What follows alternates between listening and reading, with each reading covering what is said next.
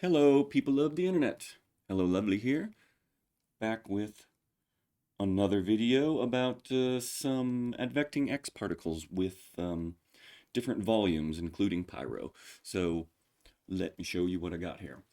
Um, I have a series of um, volumes. Well, I'll just click play here and we'll see. We have a TFD over here. This is just showing you what the sim looks like. Same thing here with the Pyro.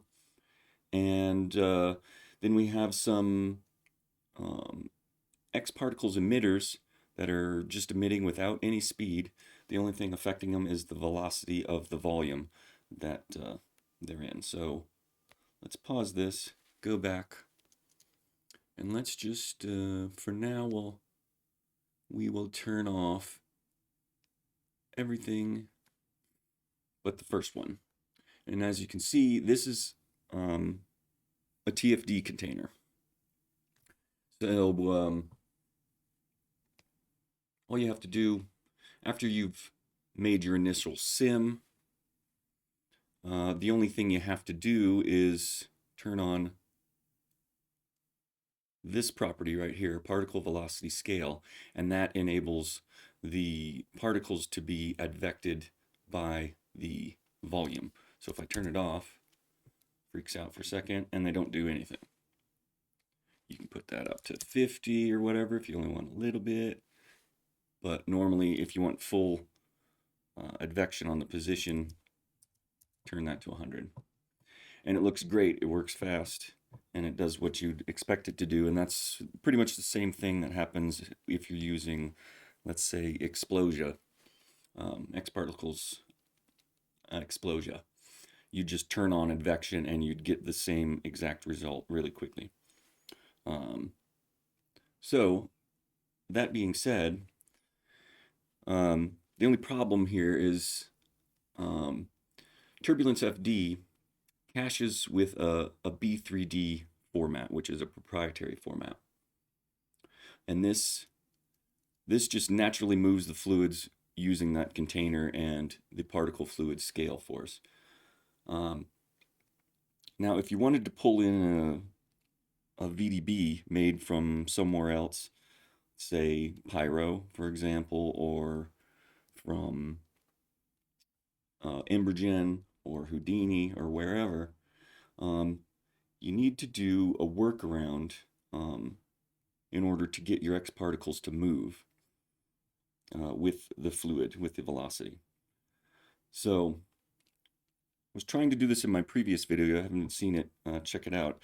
I was trying to do that by loading previously cached VDBs in through the XP cache object and feeding them into the Explosia object. Supposedly it's supposed to work, but I ran into a bunch of troubles where certain VDBs wouldn't display, or they would load, they wouldn't display, or they would display and they would be offset in there where they were supposed to be. They were somehow, the coordinate system isn't correct. So what I've done here is I've taken the same TurbulenceFD cache and I've converted it to a VDB using the B3D to VDB utility found in the TurbulenceFD folder. I'm not going to explain that right now, but it's fairly simple to do. And what you get from that is a VDB. Here I have it here in just the Cinema 4D volume loader. As you can see, it's pulling in that TFD in a VDB format, and we have density, temperature, velocity. All we're using is the velocity. If we look at it, we should be able to see it. Yeah, there it is. That's just the velocities that were cached with that. So if we go back here, we don't need to see that, so we'll turn that off. And then this is from what I've found to be the preferred workaround to get VDBs to interact with X particles, as explained by as Maxon's team through Noseman and others. So we turn on that emitter, and so we have a field force, which we've just dragged in that TurbulenceFD or the Cinema 4D volume loader with that cached file in it. And what we've set this to is, I put it on quadratic. These don't, I thought maybe this would make a difference. It doesn't seem to make much of a difference. But they're all set the same. So we have that remapping is on. We're not doing anything special here. We just put remapping on, and in direction, we've inverted the direction. So we just want to compare what this looks like. Oops. We have to turn on the field force first.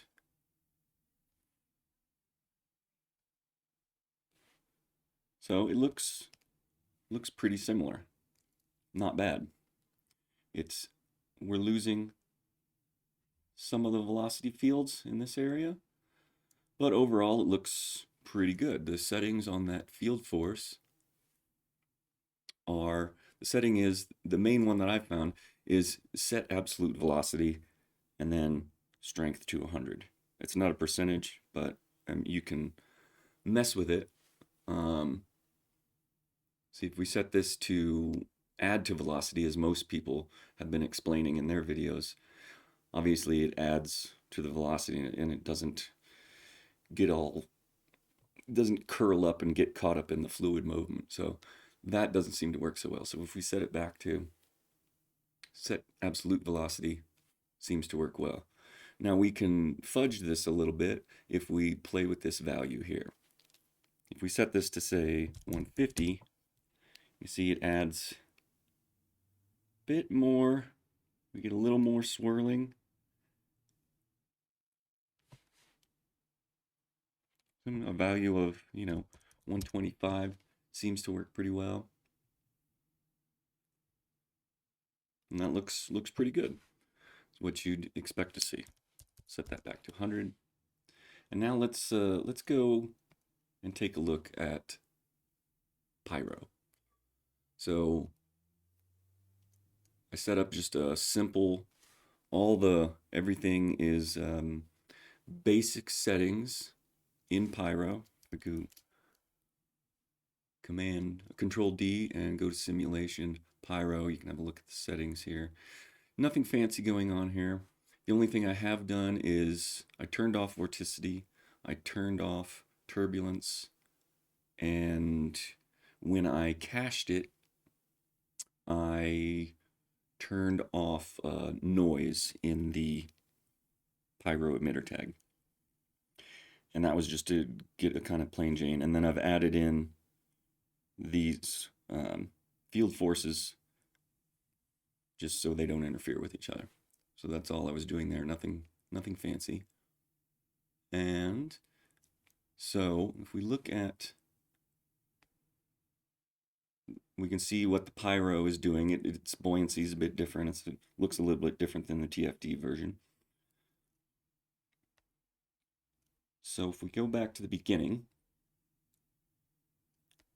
and we turn on, let's see, the Pyro here, the thing that's different about these two is in one of the settings for velocity, I believe it's in the Pyro tag. Let's see if we just add a null here. Simulation Pyro, it creates a Pyro object. And in here, in your velocity setting, this is what it defaults to, is set to movement, strength 100. Now the only thing different between these next two sims for Pyro is that in one of them I set that to absolute, thinking that we'd want absolute velocity, complete control over the particles. Well, let's see how those look. Here, I'll turn this on, get rid of these guys, don't need them. And let's hit play. This is using the same field force technique that's used in the in this TFD cached converted VDB version.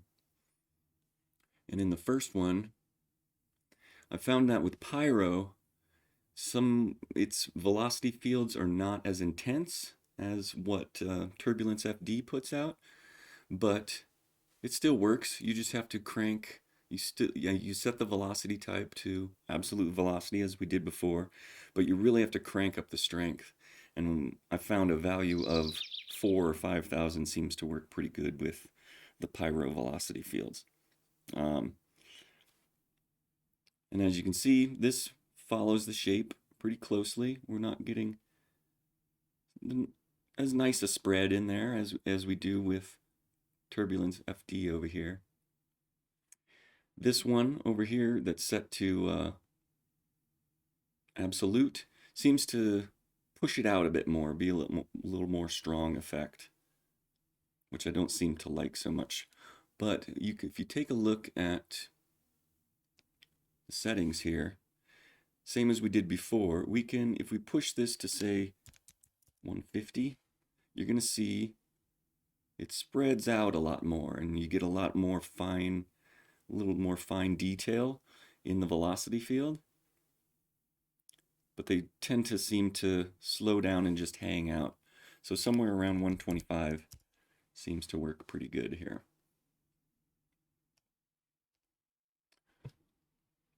So that's all I had to show today, was just a comparison of advecting X particles using imported VDBs from the into the VDB loader and then passing them to the field force. Hope that was helpful to anyone, and let me know your thoughts. Leave some comments. Have a good one.